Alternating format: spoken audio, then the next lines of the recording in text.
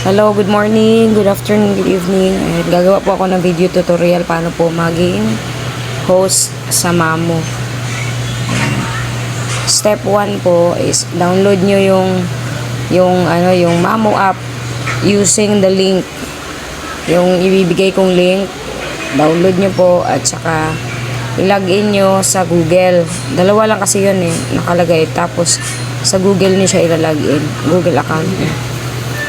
Yun yung step 1. Download nyo yung app gamit yung link na sinend ko, bibigay ko sa inyo para magkaroon din kayo ng 5,000 diamonds reward once na gagamit kayo ng link sa pag-install ng app. Kasi hindi siya searchable sa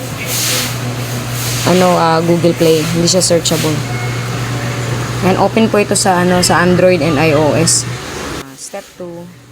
Ayan, ito po yung step 2. Kapag naka-login na kayo, naka-install na kayo ng app, na-login na, ito na po yung step 2. Ayan, punta kayo. Step 2 is click agency on me. Ito yung me.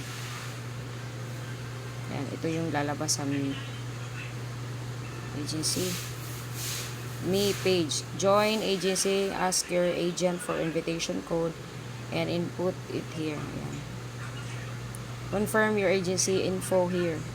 Click join in. Ito yun. Ito yun. Ayan, agency. Me. Tapos punta ka sa agency. And then, ito yung anuhin mo, gagawin mo. Join agency. Tapos, ilalagay mo yung agency invitation code. Ito po yung agency invitation code ko.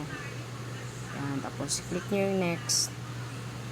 Then, ganito yung lalabas. Ganito po yung tsura ng lalabas. Ayan. Then, click join. Ayan, ito po siya. Then, only host can be shown on live page when you live. Ayan pala. And notes pala.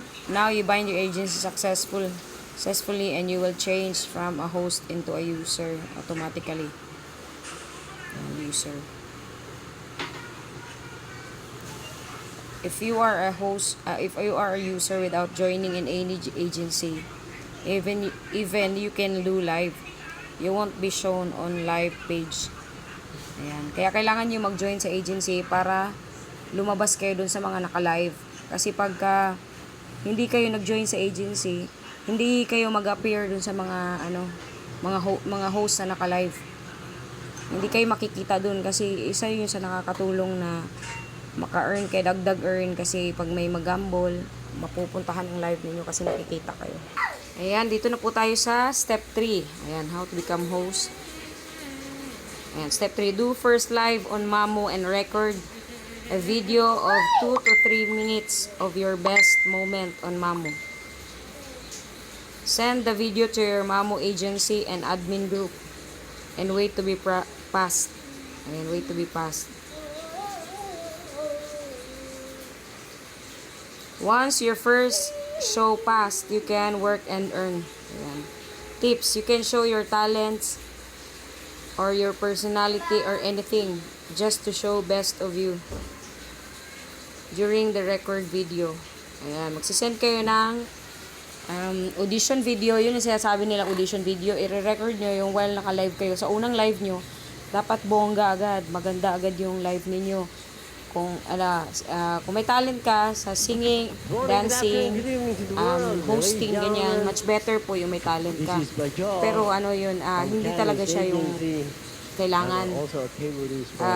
Kung wala kang talent sa pagkanta, pwede namang hosting lang, ganyan, smile ka, then interact sa viewers, ganun lang.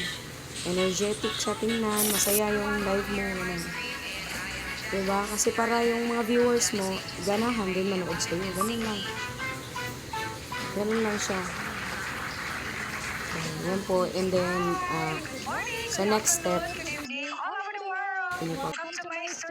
ako magsasabi kung pasado na kasi sila yung magbibigay ng feedback kung okay yung video na pinasa nyo. Yun lang po. And, mag-upload ulit ako ng another video para sa ibang update naman. Kasi itong video na ginawa ko ay para siya sa pag-a-apply as host sa Mamo. Thank you po. At sana naintindihan nyo yung explanation ko. At saka pag may mga hindi pa kayo naintindihan, pwede kayong mag-comment. Comment kayo para makita ko at nasasagot ko yung mga tanong ninyo. Thank you. Thanks for watching.